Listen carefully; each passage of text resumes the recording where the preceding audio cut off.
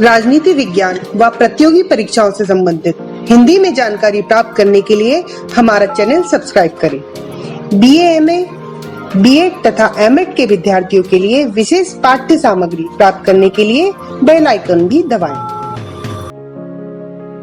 नमस्कार विद्यार्थियों, आज मैं आपको अध्यापक शिक्षा टीचर एजुकेशन का एक महत्वपूर्ण टॉपिक UGC यानी विश्वविद्यालय अनुदान आयोग के बारे में विस्तार पूर्वक बताऊंगी। UGC के कार्य, उसके गठन, उसके उद्देश्य क्या हैं। ये टॉपिक M.Ed, B.Ed के स्टूडेंट अपने सेशनल वर्क और लेसन प्लान के लिए भी आप इसे ले सकते हैं। तो आइए देखते हैं इससे संबंधित सेशनल वर्क कैसे बनाया जाता है। विद्यार्थियों, इसके लिए सबसे पहले आपको एक इंडेक्स बनानी होगी। इंडेक्स से पहले बताने से पहले मैं आपको बताना चाहती हूँ कि मैंने इसके अंतर्गत और भी टॉपिक लिए हैं, जैसे NEC है, CTE है, IASE है। इससे संबंधित भी यदि वीडियो आप देखना चाहते हैं तो मेरे YouTube चैनल पे जाकर विस्तार पूर्वक देख सकते हैं। अभी हम बात कर रहे हैं UGC विश्वविद्यालय अनुदान आयोग का परिचय देखेंगे। इसके अंतर्गत अनुदान के आयोग के कार्य, अनुदान आयोग के उद्देश्य, इसमें शिक्षा में इसका योगदान और निष्कर्ष, इससे संबंधित आपको एक इंडेक्स यहाँ पर बनानी होगी। इंडेक्स बन जाने के बाद विद्यार्थियों आपको इससे संबंधित एक पिक्चर भी पेस्ट करनी होगी। यदि आप कलरफुल पिक्चर लगाते हैं तो वो ज्यादा अट्रैक्टिव लगेगी। इसके बाद विद्यार्थियों हम शुरू करेंगे अनुदान आयोग का परिचय कि ये इसका परिचय क्या है, इसका गठन कब हुआ। UGC के परिचय के बारे में बात करें तो सबसे पहले 1945 में स्वतंत्रता प्राप्ति से पहले की बात, भारत में विश्वविद्यालय को अनुदान राशि देने के लिए इसका गठन किया गया था। यह संस्था भारत सरकार द्वारा वित्त पोषित 3 केंद्रीय विश्वविद्यालय बनारस, दिल्ली, अलीगढ़ विश्वविद्यालय को अनुदान देने से संबंधित रखती है। इन तीनों संस्थाओं में विश्वविद्यालय अनुदान आयोग की उच्च शिक्षा के क्षेत्र में महत्वपूर्ण भूमिका रही है। विद्यार्थियों, उच्च शिक्षा के क्षेत्र में समन्वय और उसके स्तर का निर्धारण करने का कार्य संघीय सूची का होता है, इसलिए यह कार्य केंद्र सरकार के दायित्व में आता है। भारत सरकार के सुझावों के आधार पर सन 1948 में राधा कृष्ण आयोग की सिफारिश पर एक विश्वविद्यालय अनुदान समिति का गठन किया गया। यह आयोग सार्वजनिक विश्वविद्यालयों को अनुदान देने की सिफारिश करता है। 1948 में नियुक्त विश्वविद्यालय अनुदान आयोग के सुझावों के अनुसार 1953 में विश्वविद्यालय अनुदान आयोग की स्थापना की गई और 1956 में संसद के अधिनियम द्वारा इसे स्वतंत्र संस्था यानी ऑटोनोमस स्वीकार कर लिया गया।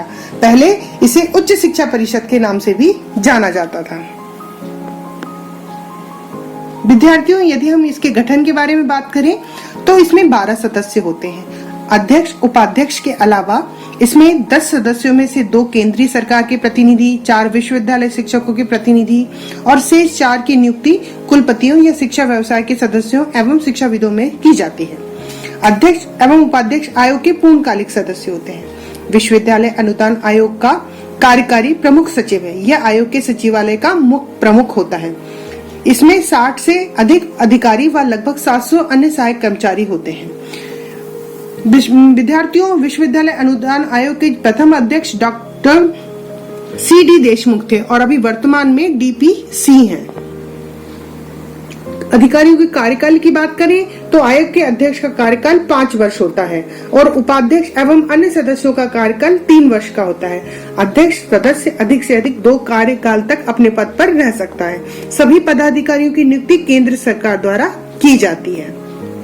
विद्यार्थियों, विश्वविद्यालय अनुदान आयोग के दायित्व की अगर हम बात करें तो ये उच्च शिक्षा की वित्तीय आवश्यकताओं के विषय में जांच करता है।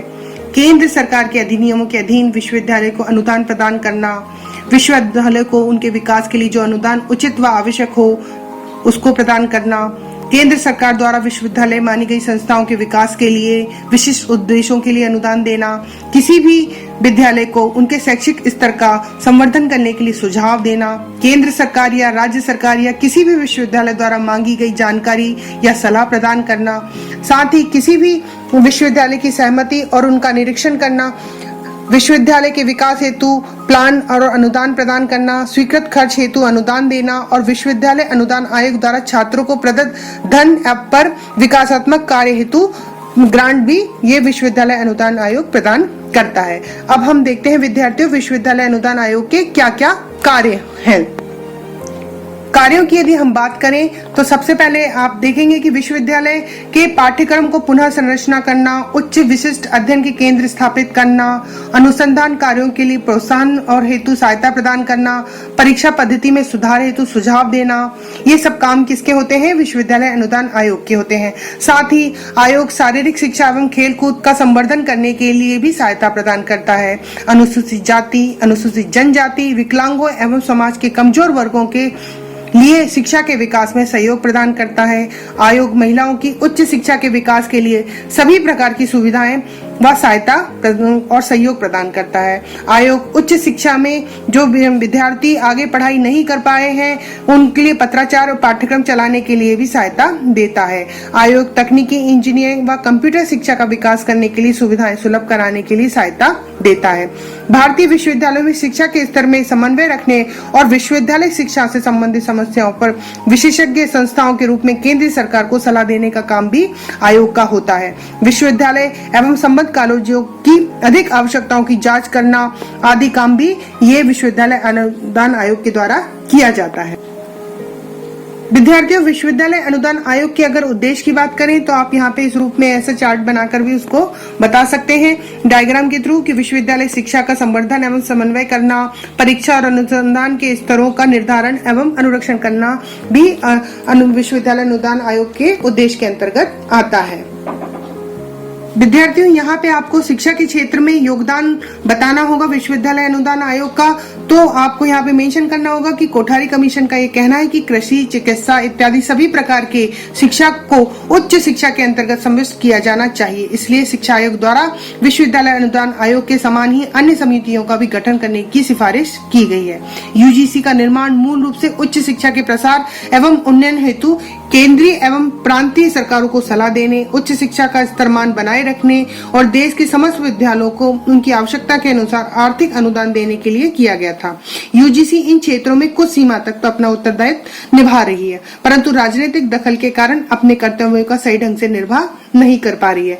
साथ ही इसमें आपको यहाँ पर निष्कर्ष बताना होगा कि यूजीसी द्वारा राज्य के विश्वविद्यालयों को जो विकास हेतु समुचित एवं पर्याप्त सुविधाएं दी जाएं।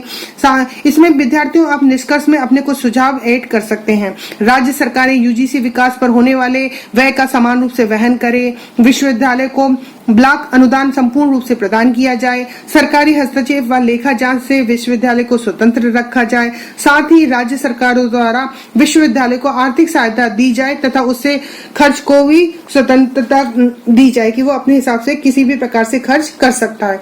तो ये सब सुझाव आप निष्कर्ष में मेंशन कर सकते हैं। विद्यार्थियों मैंने आपको यूजीसी के बारे में विस्तृत रूप से जानकारी दे दी है। आगे इससे संबंधित और भी वीडियो आप मेरे YouTube चैनल पर जाकर, अगर आपको हमारा वीडियो पसंद आया है तो हमारा चैनल सब्सक्राइब करें।